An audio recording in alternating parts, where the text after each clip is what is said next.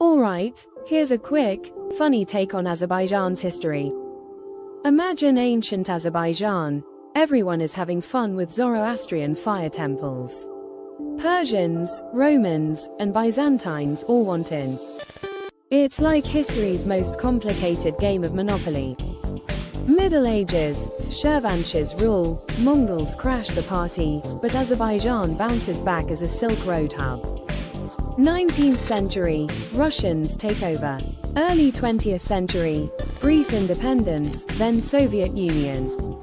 1991, independence for real this time. Modern Azerbaijan, oil riches, futuristic architecture, epic Eurovision parties.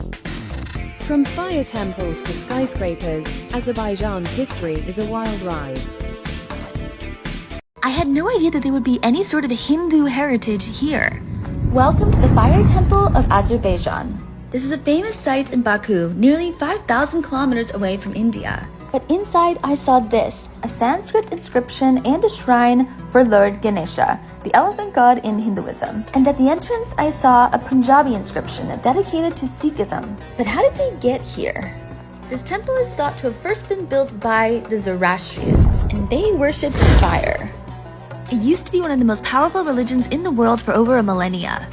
Between the 1st and 2nd centuries, they came here and built this temple around this fire, this natural fire that's been burning for thousands of years. Zoroastrianism reigned until the Muslim conquest of Persia in the 7th century, and it was probably destroyed during this time. But later on, when traders were coming along the Silk Road through here, Hindus came and rebuilt the temple, and now it's a UNESCO World Heritage Site. Thanks for watching. Follow for more. Bye.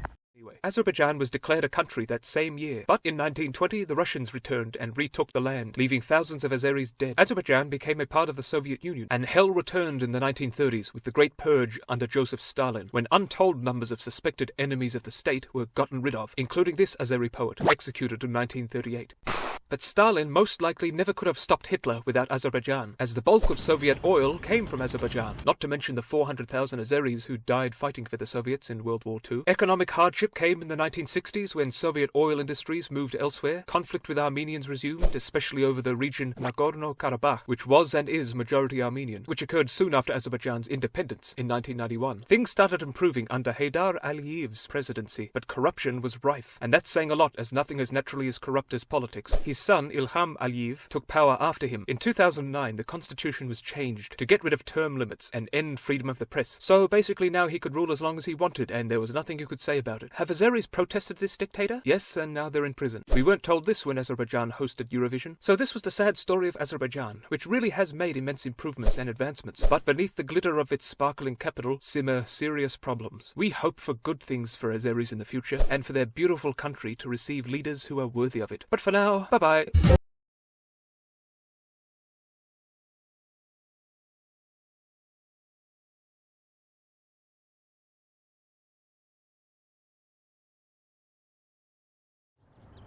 வடக்குலேருந்து வந்தவன் அவன் சாமியை ஊருக்குள்ளே வச்சுட்டு நம்ம சாமியை ஊருக்கு வெளியே துரத்திட்டான். அவன் சாத்திரத்தை உள்ளே கொண்டு வந்து மேல் ஜாதி கீழ் ஜாதின்னு பிரித்து நம்மளை மோசம் பண்ணிட்டான். எங்கே அவன் உன் நண்பன் தானே, அவன் உன்னை உன் கோயில் கர்ப்பகிரகத்துக்குள்ளே விட்டுருவானே? என்ன அயர்வாள், உங்கள் கோயில் கர்ப்பகிரகத்துக்குள்ளே உங்கள் நண்பனை உள்ளே விட்டுருவேல? அது எப்படின்னா முடியும்? அதெல்லாம் முடியாதுண்ணா. புரிஞ்சுத? என்ன வேல்முருகன் அமைதி ஆயிட்டீங்க? காவியில் கரப்பட்டுருச்சு போல இருக்கே. துவைச்சு போட போறியா இல்லை கழட்டி வீச போறியா? முடிவு உன்னோடது. ஏய் வாடா.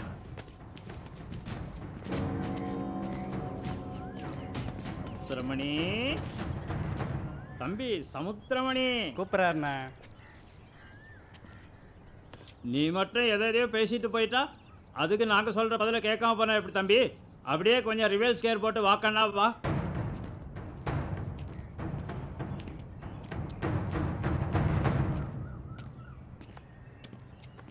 மாயோன் மேய காடுரை உலகமும் சேயோன் மேய மைவரை உலகமும் வேந்தன் மேய தீம்புனல் உலகமும் வர்ணன் மேய பெருமணல் உலகமும் முல்லை குறிஞ்சி மருதம் நெய்தல் என சொல்லிய முறையான் சொல்லவும் படுமே.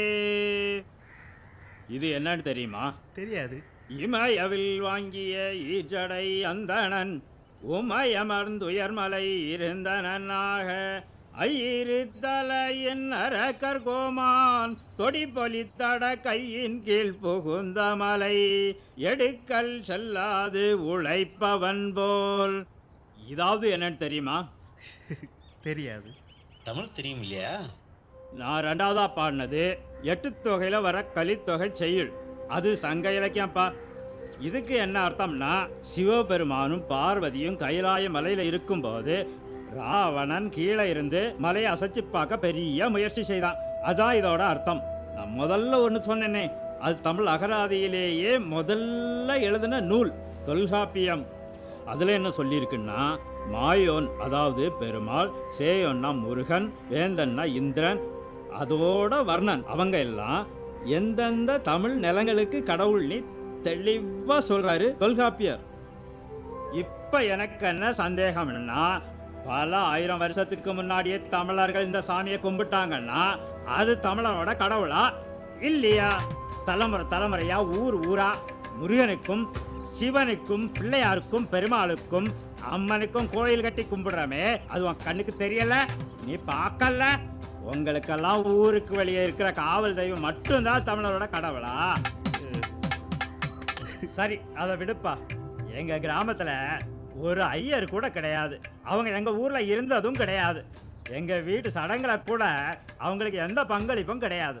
எங்க கிராம கோயில் கருவறை இருக்கு இல்லையா, அதுக்குள்ள அவங்களால வரக்கூட முடியாது. என்ன மூர்த்தி ஐயரே, எங்க கோயில் கருவறைக்குள்ள நீங்க ஏதாவது வர முடியுமா? அது எப்படின்னா முடியும்? நீங்க வரக்கூடாதுன்னு ஏதாவது உங்க சாஸ்திரம் சொல்லுதா? சாஸ்திரம் சொல்லண்ணா. இந்த மாதிரி தமிழ்நாட்டில் எத்தனை ஊர்ல எத்தனை கோயில் இருக்கு தெரியுமா? இங்க பிறந்த ஒவ்வொரு தமிழனுக்கும் குலதெய்வம் இருக்குதுயா. அது உனக்கும் சேர்த்துதான். அது ஐயரா இருந்தாலும் சரி, மற்ற யாரா இருந்தாலும் சரி, அந்த குலதெய்வம் யாருன்னு பார்த்தா ஒன்று அம்மனா இருக்கும், இல்லை ஊருக்கு வெளியே இருக்கக்கூடிய நம்ம காவல் தெய்வங்களாக தான் இருக்கும். நீ சொல்ற மாதிரி இவங்க எல்லாம் வடக்குல இருந்து வந்தவங்க அப்படின்னு சொன்னா இந்த சாமிங்க எப்படி இவங்களுக்கு குலதெய்வமா இருக்க முடியும்? ஏய் அட இருப்பா, நான் என்ன முழுசா முடிக்கல. நீ சொல்றதையே உண்மைன்னு வச்சுக்க. சரிப்பா, நீ சொல்றதையே உண்மைன்னு வச்சுப்போம். வடக்குல இருந்து வந்தவன் நம்ம சாமியை ஊருக்கு வெளியே வச்சுட்டானியே வச்சுப்போம். ஆனா அதை விட தூரமா மேற்குல இருந்து 2 மதம் வந்திருக்கேன். அவன் நம்ம சாமியை ஊருக்கு வெளியே இல்லை, இந்த உலகத்தை விட்டே காணாம ஆக்கிடுவான். அவன் போன ஒவ்வொரு நாட்டையும் போய் பாரு. அவன் வர்றதுக்கு முன்னாடி அங்க என்ன கலாச்சாரம் இருந்ததோ அதை இப்போ மியூசியத்தில் தான் போய் பார்க்க முடியும். உன்னால ஏற்று கேட்க முடியுமா? உனக்கு அந்த தைரியம் இருக்கா? கலாச்சாரம் கலாச்சாரம்னு சொல்றியே, உன்னை காசு கொடுத்து பேச வைக்கிறானே வேற மதத்துக்காரன், அவனோட மதம் கால் வச்ச இடத்துல எல்லாம் அங்க இருந்த கலாச்சாரம் என்ன ஆச்சுன்னு கிட்ட அவங்கிட்ட நீ கேட்க முடியுமா? கேட்டாதான் உன்னை அவன் உயிரோட விட்டுருவானா? அது சரி, நீ காசு கூறம் தானே? நோ, சும்மா பேசிக்கிட்டே போகாதீங்கண்ணா. எங்க பகுத்தறிவு கழகம் வந்ததுக்கு அப்புறம் தான் பேர்ல இருந்து ஜாதியே போச்சு. பேர்ல இருந்து ஜாதி போச்சா? ரொம்ப தமாசா பேசுறா தம்பி. உங்க பகுத்தறிவு கழகங்கள் வந்ததுக்கு அப்புறமா தான் இங்க ஜாதி கலவரமே உருவாச்சு. உனக்கு தெரியலன்னா பழைய பேப்பரை படிச்சு பாரு. அது சரி, நீ ஒரு ஜாதி விடுதலை போராளி தானே? ஆமா. உன்னால இவங்க கழகத்துல தலைவராக முடியுமா? ஒன்னதான் அவங்க ஆக விட்டுருவாங்களா? என்னப்பா அமைதி ஆயிட்டீங்க? பாண்டியா, இவ்வளவு வருஷமா அவன் அண்ணன் கூட சுத்திட்டு இருக்கிறியே, என்னைக்காவது அவன் உன்னை வீட்டுக்கு கூட்டிட்டு போயிருக்கானா? அதை பத்திலாம் நீ பேசக்கூடாது. பாடா, ஊருக்கு ஒரு நியாயம், உனக்கு ஒரு நியாயமா?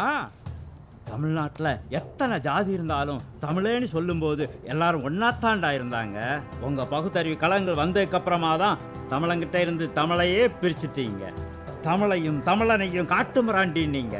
நம்ம கலாச்சாரத்தையும் சரித்திரத்தையும் கேவலமா பேசுனீங்க. இந்தியாவில இருந்து தமிழனை தனியா பிரிக்க பாக்குறீங்க. இப்ப வெளியே இருந்து வந்த மதங்களுக்கு மாமா வேலை பார்த்துட்டு இருக்கீங்க. இதெல்லாம் உங்களுக்கு ஒரு பழப்பாடா? அடைச்சி அண்ணா, நம்ம கழகத்துலேருந்து ஃபோன் வந்துட்டே இருக்குண்ணா. நம்ம போஸ்ட் ஓட்டோவில் நான் கிளம்புறேன். அட இருப்பா, போறதான் போற, இதான் முழுசா கேட்டுட்டுப்பா. அதென்ன காவிய களத்தி வீசுனி ஒரு டயலாக்கு. காவிய நான் ஏன்பா களத்தி வீசணும்?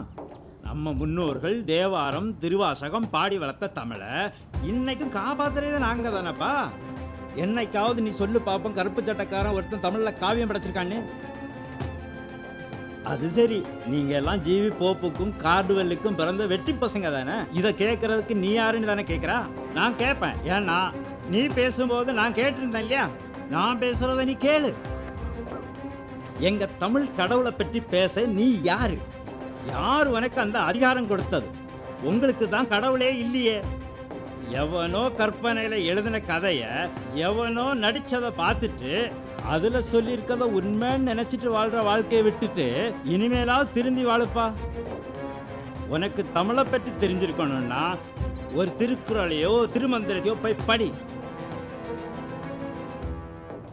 சமுத்திரமணி, காவியில கரைப்பட்டா தோச்சா போயிரும்.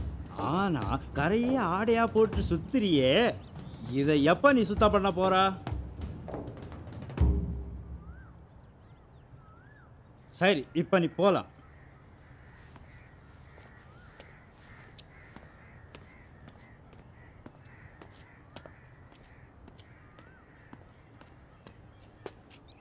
தம்பி, நாங்க அமைதியா இருக்கிறது எங்களுடைய பலவீனம் இல்லை, அது உங்க அதிர்ஷ்டம்.